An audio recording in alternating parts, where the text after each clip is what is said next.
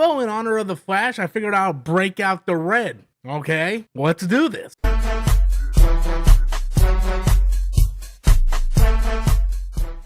everybody, welcome back to the channel. Just got back from seeing the Flash. I let it marinate a little bit while I watched the main event of AEW's first ever Collision, and I wanted the movie to kind of just marinate in my brain a little bit because I wanted to be able to give an honest thought of the movie without having this automatic knee-jerk reaction of what I just walked out of. When it comes to the Flash, I feel like this movie is like two sides of the same coin.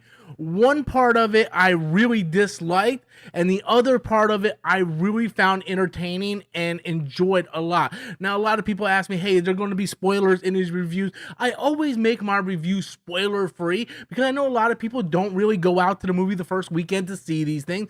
So I keep everything very spoiler light, spoiler free, and then I talk full spoilers on my podcast on Sunday nights. So like I said, I feel like this movie is sort of like two sides of the same coin. I felt like the first half of this movie was horrendous. Absolutely horrendous. I was not having a good time. At that point, I already made up in my mind, like, I can't wait to get in front of the camera and just tear into this movie.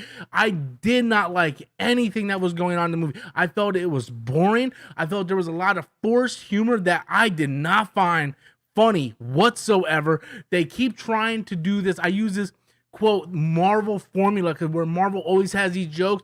I feel like they try to do this so very much, and I didn't find any of it funny.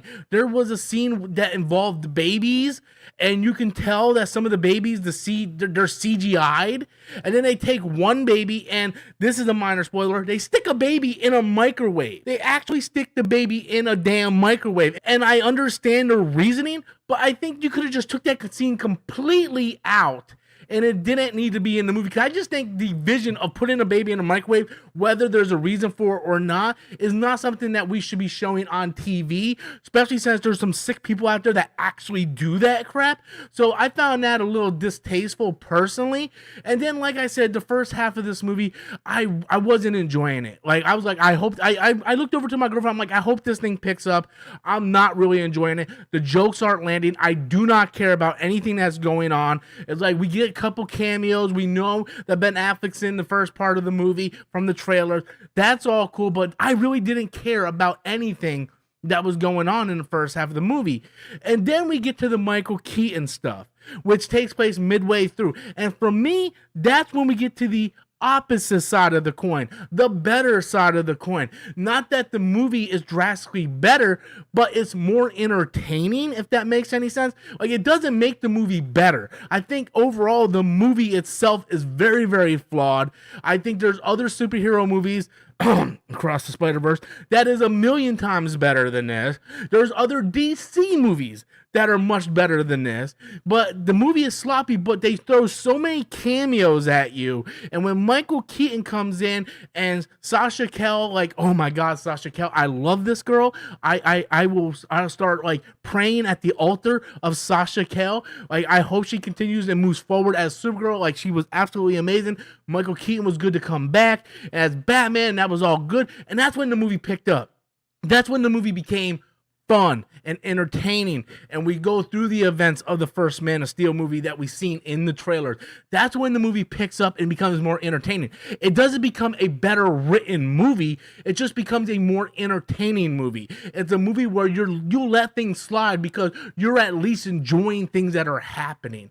And then the cameos come in, and I will tell you this, when it comes to the Flash is what we all wanted Doctor Strange in the Multiverse of Madness to have been. Everything we wanted that Doctor Strange movie to be, the Flash actually delivers what Doctor Strange did not deliver. So when it comes to that, I give the director Andy Muschietti all the credit in the world because he actually delivered on that promise of it's a better multiverse movie than the Multiverse of Madness. And I feel that the Flash delivered more than what this entire multiverse saga that we have in the MCU has been trying to hype up. I think the Flash actually delivered on that, and that wasn't something I was expecting from the Flash. I wasn't expecting to have all these different cameos in this movie. I just thought we were getting, Supergirl, Ben Affleck, Michael Keaton, and that was it. And we got a whole bunch of different things.